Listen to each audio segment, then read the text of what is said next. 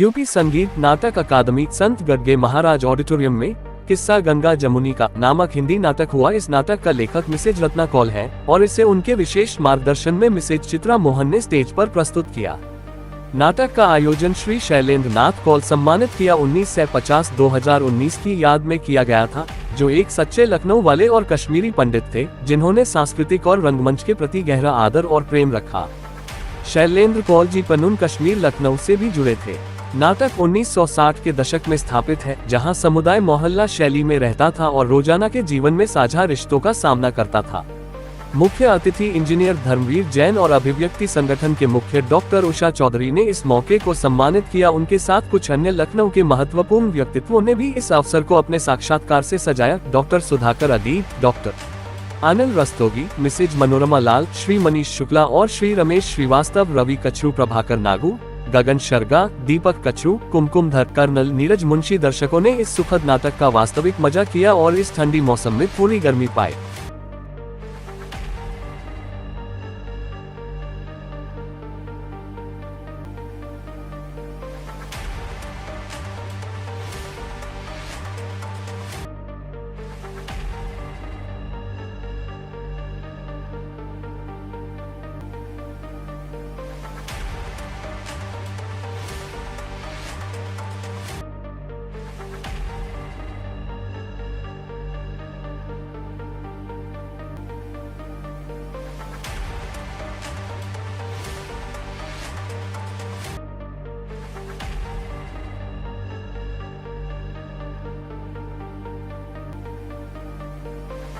लखनऊ से ही है और लखनऊ का कल्चर, यहाँ का सांस्कृतिक विरासत बहुत गहरी है, जो कि अब धीरे धीरे मिट रही है। ये बात मेरे जहन में लगातार कौंधती थी, कचोटती थी, तो मैंने सोचा कि ऐसा कुछ लिखा जाए जो आजकल के बच्चों को वापस उस तहजीब और उस तलबियत की ओर ले जाए।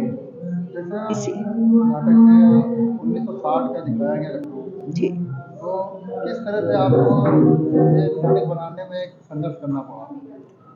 नहीं, संघर्ष नहीं कर, मैं खुद 51 बोर्ड हूँ, तो मैंने वो लखनऊ जिया है। तो आज के युवा हैं जी, एक्ट कर रहे हैं, देखिए, हाँ, कुछ हमारे राजनीतिक नेता या कुछ क्या कहूँ, अपने हितों के लिए समाज को बांट रहे हैं। उस चीज को मैं खत्म करना चाहती थी। ये मेरा नजरिया रहा इसे लिखने का, और आप देखेंगे कि इसमें कितने प्रेम से, कितने सौहार्द से सभी धर्मों के लोग साथ रह रहे हैं। एक तरफ महजबी खाला हैं जो मोहल्ले की बुजुर्ग हैं, बड़ी हैं, और उनकी बात सब कोई मानते हैं। तो यही एक पैगाम मैं देना चाह रही थी समाज को। सर, जो लोग इस कार्यक्रम में भाग ले रहे हैं, जो लोग नाटक कर रहे हैं, सब लखनऊ के ही क्या बात? जी, आसपास के ही हैं, मुख्यतः लखनऊ के ही हैं, कुछ ही बाहर के हैं, मतलब बाराबंकी के हो गए बस, इससे ज्यादा। आखिर में आपके दिमाग में कैसे आया कि मैं इसको प्रस्तुत करूं चीज को? शुरू में देखिए, किताब मुझे लग रहा है आजकल पढ़ते नहीं हैं लोग, अलमारियों में और लाइब्रेरी की शोभा बढ़ती है। तो ये हॉल लेने का भी यही मकसद था कि कम से कम मेरी बात, मेरी आवाज कम से कम 600 लोगों तक तो पहुंच जाए। इस वजह से मैंने ये माध्यम चुना। तो बच्चे देते होते हैं, यहाँ पर नाटक का आयोजन हो रहा है, क्या कहना चाहिए कुछ बच्चे? पहली चीज़ तो कहूँगा, अभी सबसे पहले वक्ता थी हमारी बड़ी बहन के समान श्रीमती रत्ना कौल जी, इनके बड़े भाई, छोटे भाई, जिनकी स्मृति में इन्होंने ये आज का प्रोग्राम रखा है।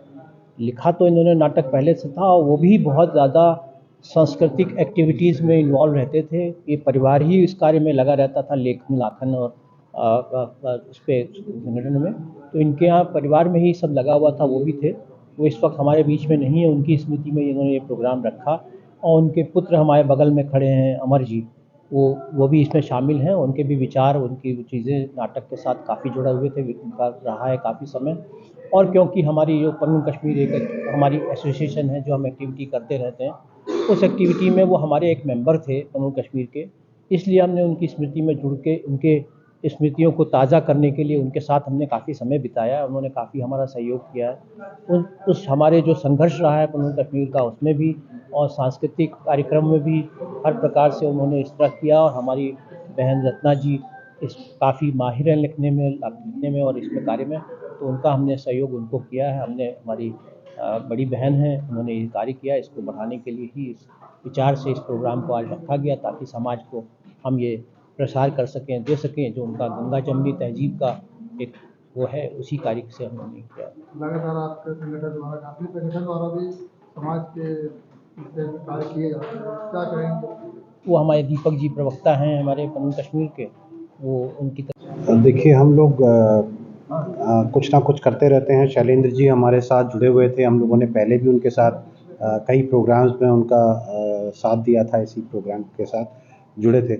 तो एक बहुत ही अच्छी यहाँ के व्यक्ति थे और कश्मीरी मोहल्ले में ही रहते थे पहले, और वहीं की सारी स्टोरीज़ आपने पुरानी जो भी थी उनकी बचपन की, वहीं इसमें दिखाई गई हैं। पहले कश्मीरी मोहल्ले में ज़्यादा कश्मीरी थे, अब थोड़े कम रह गए हैं, सब लोग अलग अलग जगहों पे मूव कर गए हैं। तो कश्मीर के बारे में, लखनऊ का कनेक्शन कश्मीर से पिछले 250 साल से है।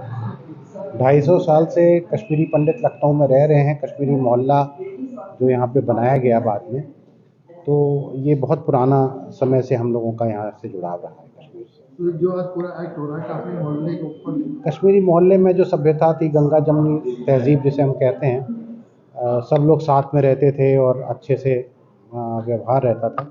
1960 की स्टोरी बताई गई है ये।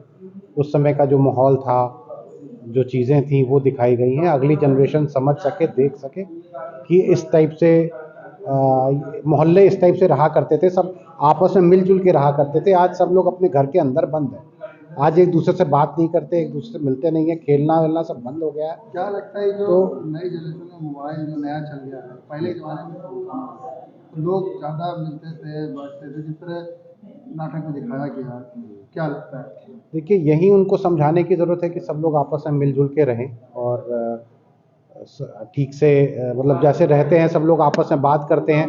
आजकल एक दूसरे से बात नहीं हो पाती है, तो वक्त अब बदल रहा है और इसके लिए जो है वक्त के साथ ये चीज़ों को याद रखना चाहिए कि आपस में मिलना जुलना ज़रूरी है। फ़ोन से सारे काम नहीं हो सकते, आपकी आपस में रिश्ते मजबूत नहीं होते अगर आप फ़ोन पे रहते हैं। सब परिचित। मेरा नाम दीपक कचरू है, मैं पनून कश्मीर का प्रवक्ता हूँ।